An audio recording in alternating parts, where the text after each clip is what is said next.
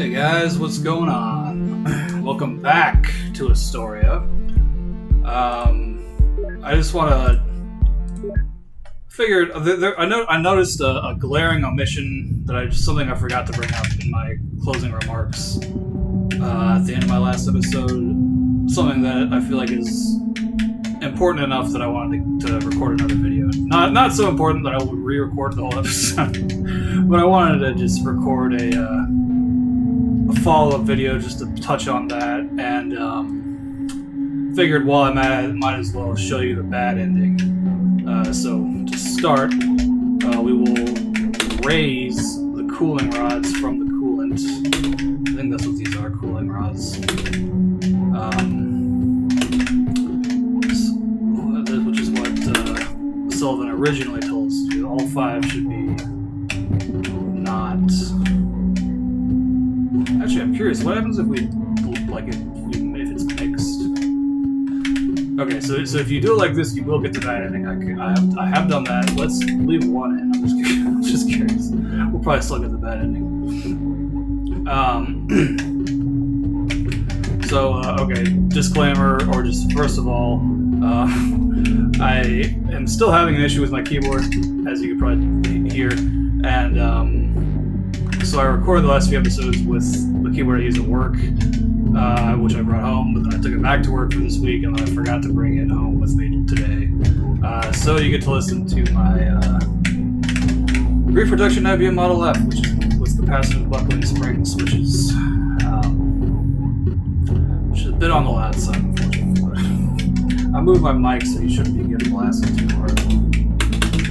But so Sullivan, oh damn, I actually don't know what to do. I don't know. I forget how to. Do I just go? No, that can't be it. I would get attacked if I were supposed to just go. Yeah, this is probably not gonna open. Yeah, okay.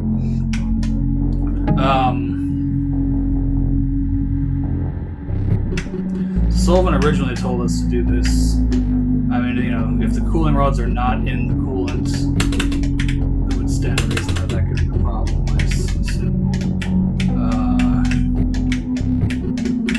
Damn, how do we trigger this normally? Oh, maybe it's because only 1 rod is up that it's not. Because I'm pretty sure, like, one of those should be open. So one of those shutter doors should be open. And I think rather than inserting a chip,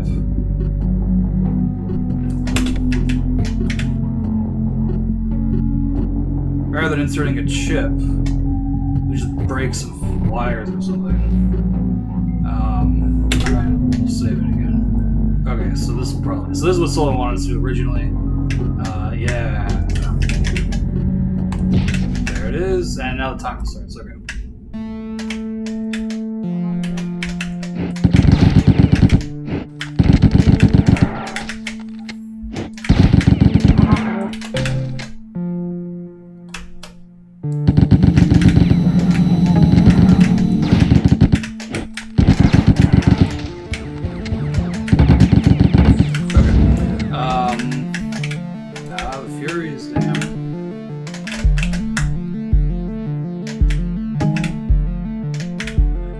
Black hole that I already used? I must have already used it.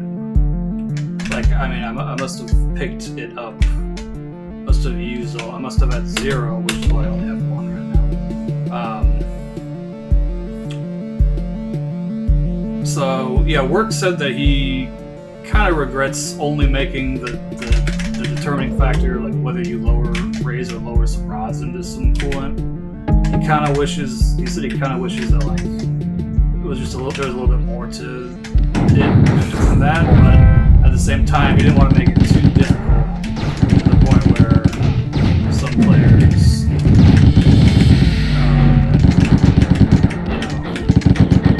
he didn't want you to have to like go back and do something special or anything like that. He just wanted it to be a simple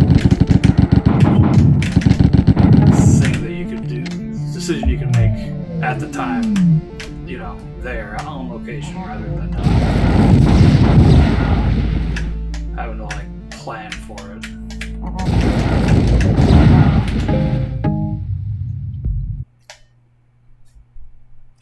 But I mean, the only real difference is that the ending text could be different. That is the only difference. But, you know,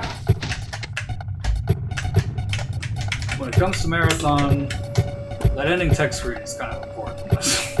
That's kind of the whole reason you're playing the game, is so you can read those text screens.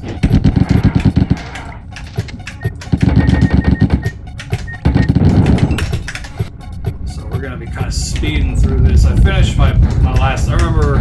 It's been a couple days since I recorded my last episode, but I finished with quite a few heals and quite a few spells. So I think we don't really need to be as careful or mindful of anything.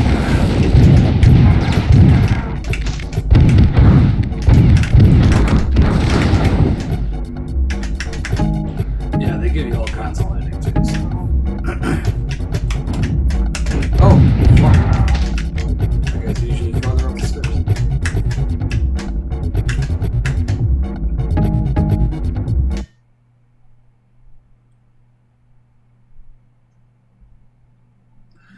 So I'll, since I'm probably going to get sidetracked if I start talking about the thing I wanted to, the final closing remarks that I wanted to make, I'll save that till the end. There'll be an actual closing remark.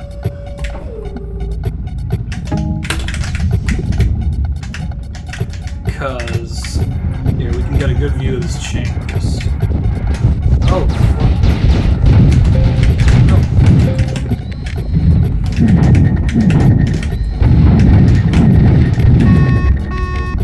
damn, okay. I always thought that using just reflecting rockets back onto those guys is like, it seems kind of wasteful because it's not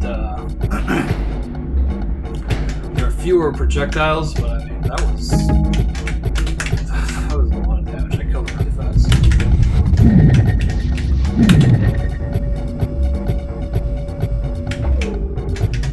So as I recall, I finished my last one with 22 minutes to spare, so let's see if we can beat that.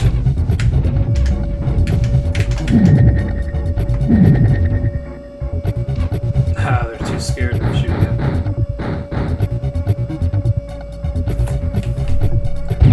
Ah, shit. Okay. Oops.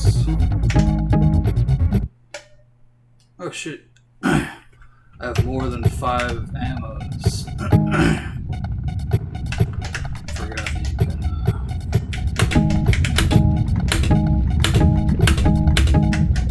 There we go.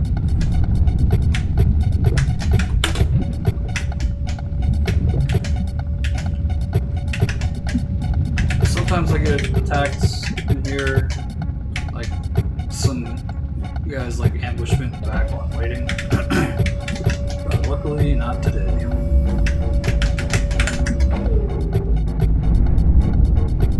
Alright, here we go. Now I can hit this elevator.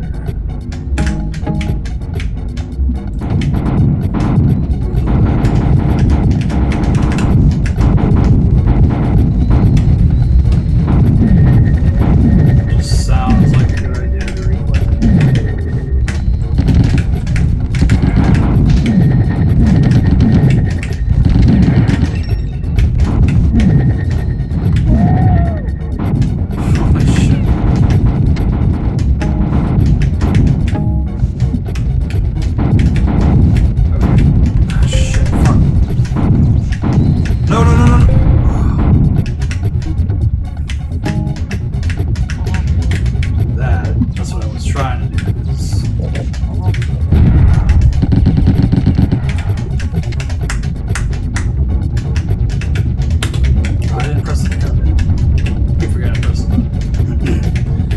The optimal sequence that I think of when doing this is run over here, press the switch, and then cast your black hole, so that way you can kill the guys way away from the elevator. But I keep forgetting to actually press the switch. I did that in my last one too, last episode too.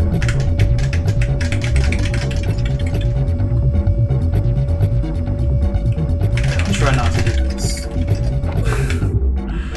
know if other PC players do that. That's me doing WASD, because in my head that's like simulating like spinning your joystick around. Because I started out as a controller, playing on controller, and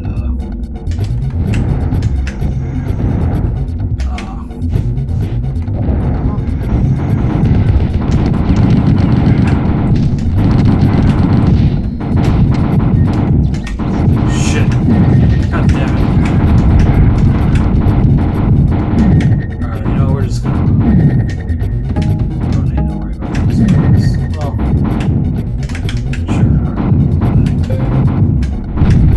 I accidentally used a black hole like tucked in that corner, and if the black hole doesn't have line of sight on the guy, it won't work on them. So like, I actually wasted a black hole just now, basically. I said we weren't gonna worry, and you know, I'm not gonna worry. Because there's another one right there.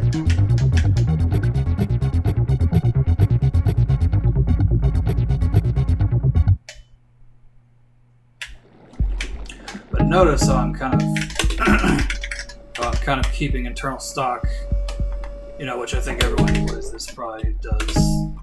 Kind of always make sure that you save one black hole, you know, for emergencies.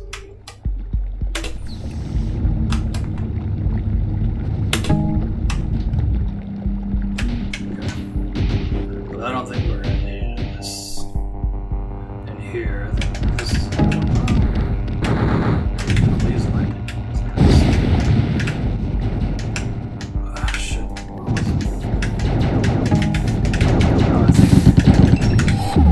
I could stop time.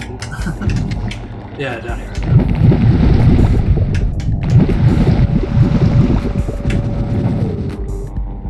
Nice. And we got another one.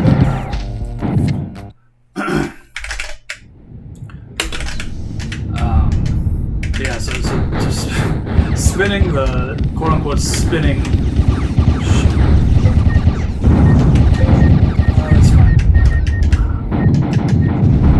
Spinning the arrow keys is similar to spinning the controller stick. That's what I think. Oh, shit. I have no idea if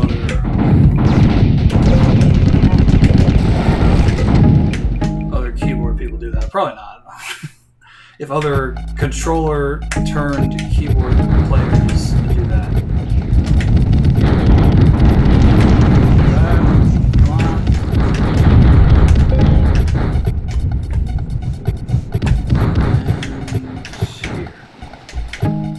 Nice. Okay, I was actually able to pick up that black hole. I wasn't able to pick it up.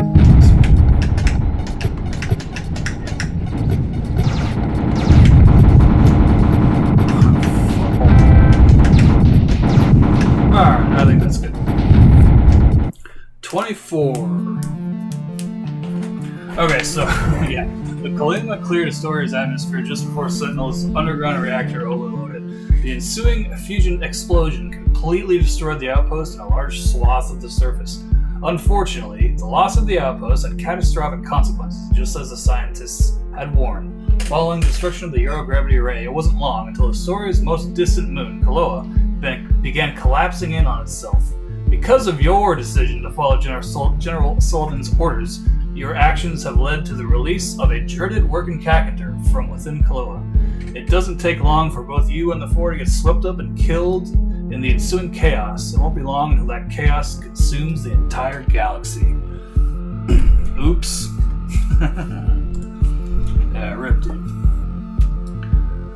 So yeah, make sure you put those cooling rods in, so that way the station keeps functioning properly.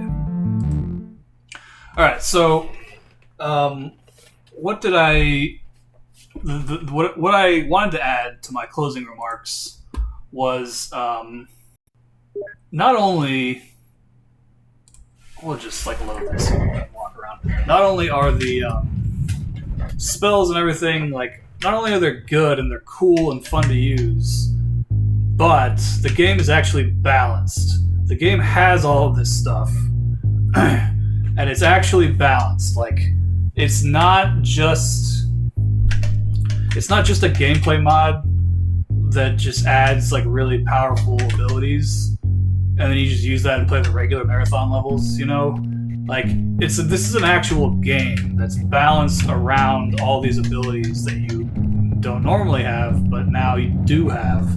So, you know, actual legitimate game development had to be done on this. You know, they had to actually do some balancing. I think they had QA testers, play testers, you know, just to make sure things were actually good from like a player's perspective, because you can lose sight of things when it's something that you've made. So, you know, I mean, they did have that, but you know, like, there are I'm sure there are plenty of marathon mods that give you all these powerful abilities. There are countless Doom mods. Like, probably the most famous example is called Russian Overkill. That's you get like a Gatling chain gun that fires 1,000 rounds a second, and each round is a fighter jet. You know, like, you have that, but that's just a gameplay mod, and it's that's fun to just kind of dick around with for maybe half an hour, but it's not like an actual game, you know? You just use that in addition, either play the original Doom levels, or you, with that mod, or you play, you know, whatever your favorite modded levels are. Some mods that make you absurdly powerful also have, you know, ways to increase the difficulty beyond the normal means. So that way, at least there are more enemies, or like stronger enemies or something. But that's all kind of up to the player's discretion. And if you don't mind doing that, like, that's fine. But I never, like, this is coming back to what I talked about, I think back in my Marathon 2 videos, the one where I talked about Death Stranding. It's like, where you don't want to give the player too much. Sometimes you don't want to give the player too much freedom, or sometimes a player, a sophisticated player such as myself, might know that they don't want too much freedom. Like, game developers, they're the developers. They made the game. Like, their say should have weight. They should know what's best for the player to a certain degree.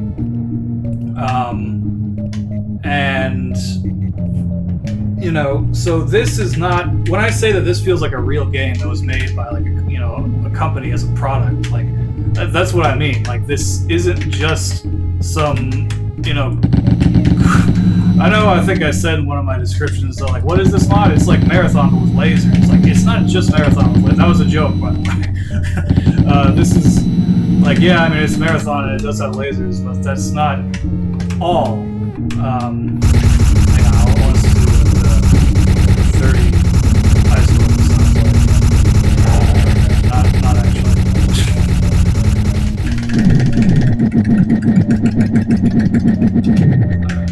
Okay.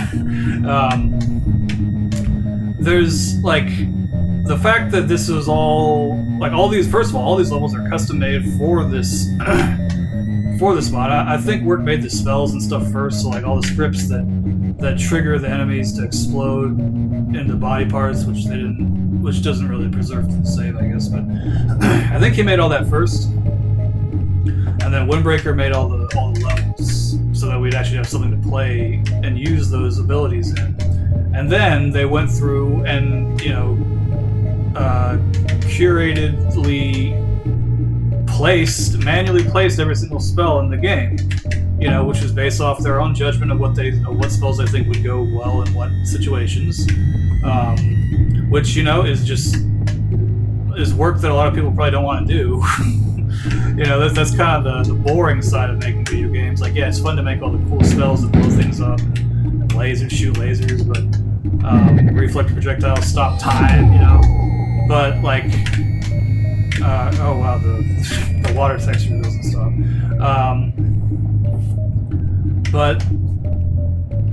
But then you also have to go and, like, okay, where am I going to put the lighting? Like, what do I put it here? Do I put it here? What else should I put?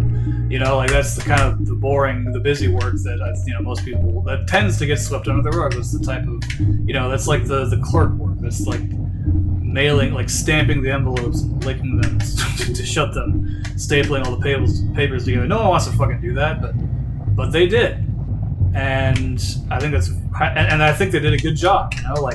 Like you saw. They are pretty generous spells. I would frequently have to leave spells behind because I ran out of space for them. And that's just like another testament to the skilled game design, is that I felt the need to save these spells. I wasn't just spamming them willy-nilly.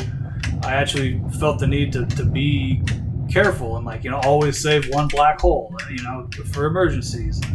Try to have reflex and ice orbs, because you never know when you're going to need them, especially for boss fights. So all of that went into this, and they didn't do that.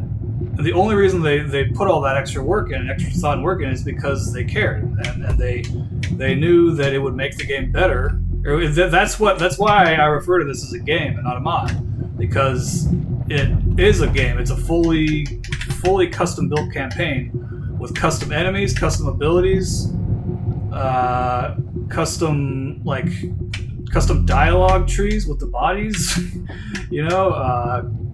and so it's not just a mod. It's not just like a mod would be if he released the spells as just like a spell add-on, and you can play stock marathon with spells.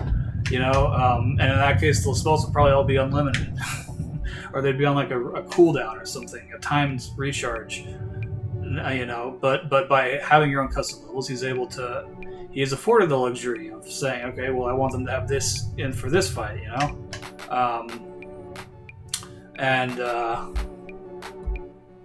that's just, and so to top that all off, then they went and made an actual full-on campaign. You could take the spells and everything out of this game, and it would still be a pretty good marathon campaign. It would be somewhat unremarkable. The level design and the story are certainly not the center. The centerpiece of this is definitely the spells and abilities, the gameplay. The level design is good. The levels are all pretty intuitive. I get lost very rarely. And they all look pretty good, but but I feel like that's kind of the bare minimum what you could expect for a high profile pack of levels for a game like this far past launch, So I feel like if just these levels in this campaign were released without the spells, it would be good, and people would probably like it, but I don't think it would be anywhere near as well known as Astoria. And that's because Astoria has all the spells and all the Pathways into Darkness elements, But the point is that every element of the game is executed with a high level of quality, a level of professional level of quality, and the game is just very professionally made. Each element could stand on its own if it needed to, but the fact that it's all together as a package is what makes this such a great game, So I hope that makes sense, and I hope you kind of understand a little bit better why I keep sucking these guys' dicks for making this fucking game. It's really that good. I was really, really impressed by Astoria. And I realized in my last video that I was having trouble articulating the word that I wasn't thinking of was balance. I wasn't able to articulate the fact that the game is good because it is balanced as an actual game and not just a wacky mod where you have all these cool abilities. And I realized that I just wasn't able to articulate that in my last video, and I basically just said, "Oh, this is really good. You gotta play it." I said that four separate times. So my apologies for that.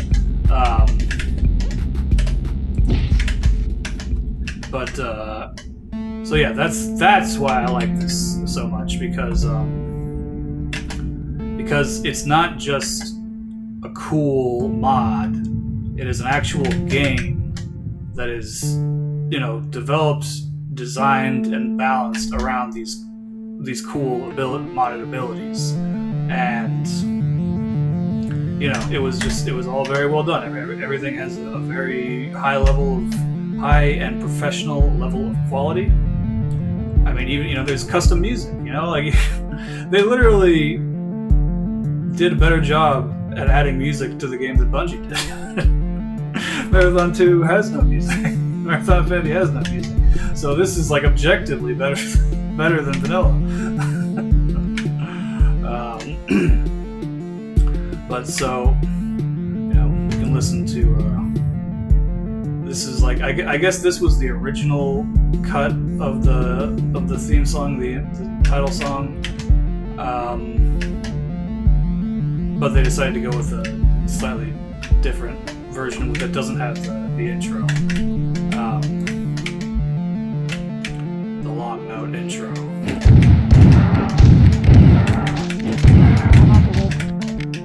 I'm not gonna replay this. So those are my closing remarks on Marathon ISTORIA. I hope you guys can understand why I enjoy this so much, and I hope that you enjoyed watching me play through it.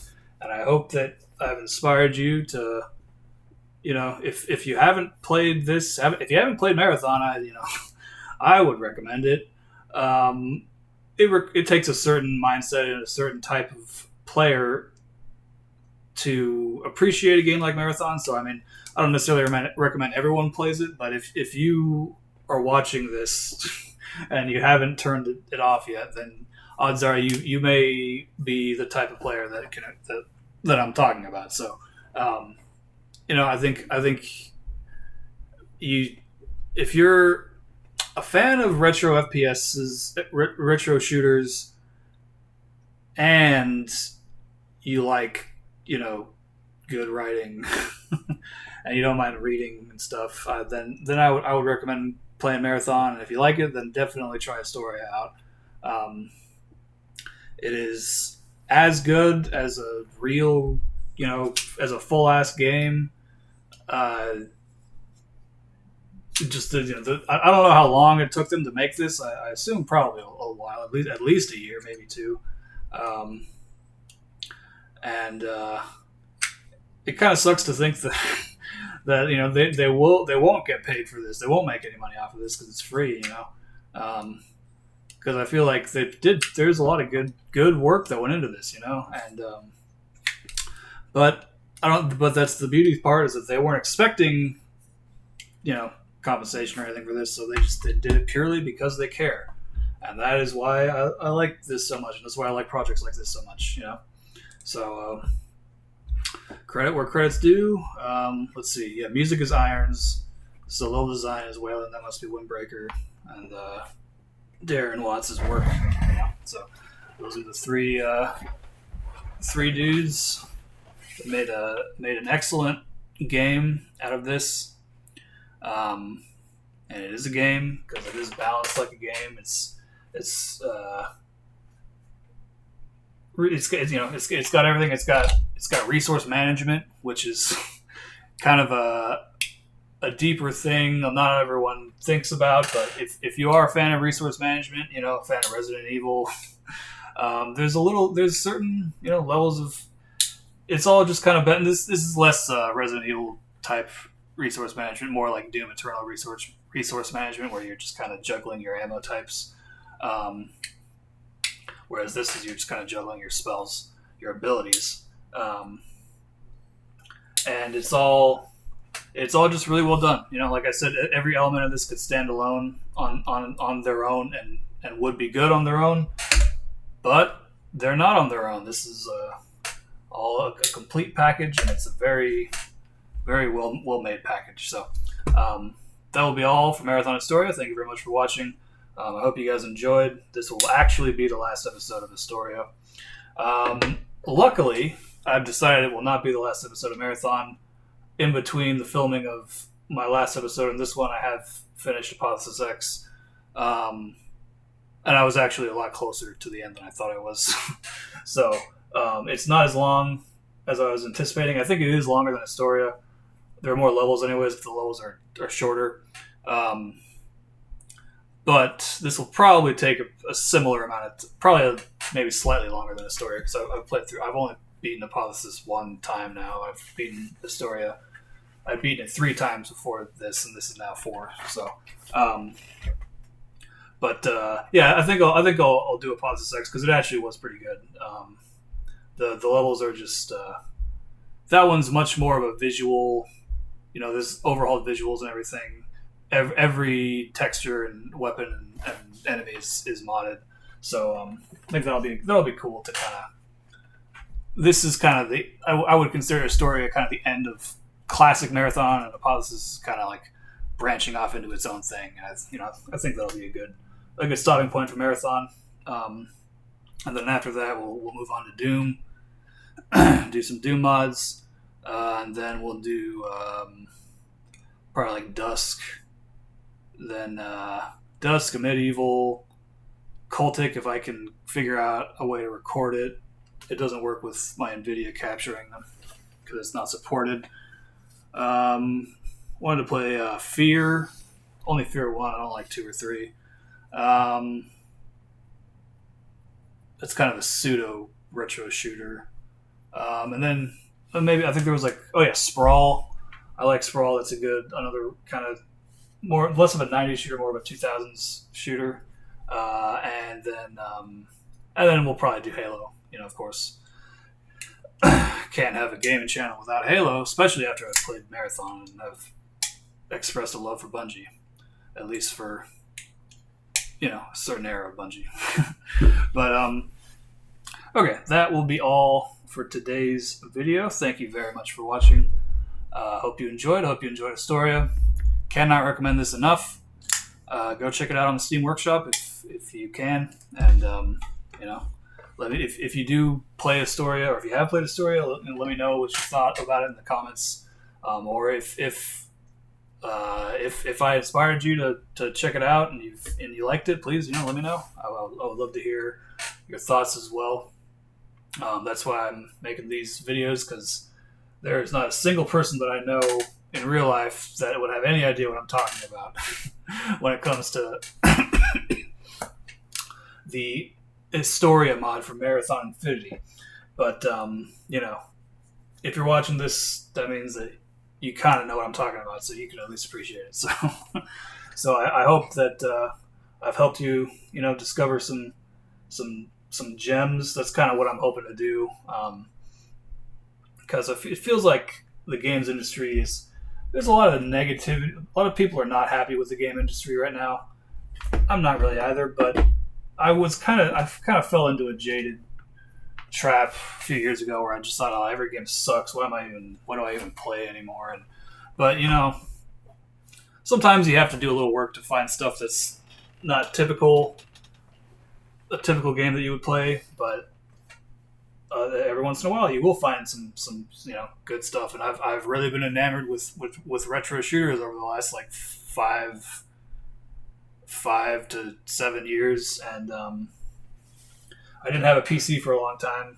I think when I first started my channel back in my Twitch VOD era in phase 1 of the channel, didn't have a PC yet, so I couldn't play a lot of retro shooters, because at least at the time most retro shooters were not being ported to consoles, and still not very many of them are.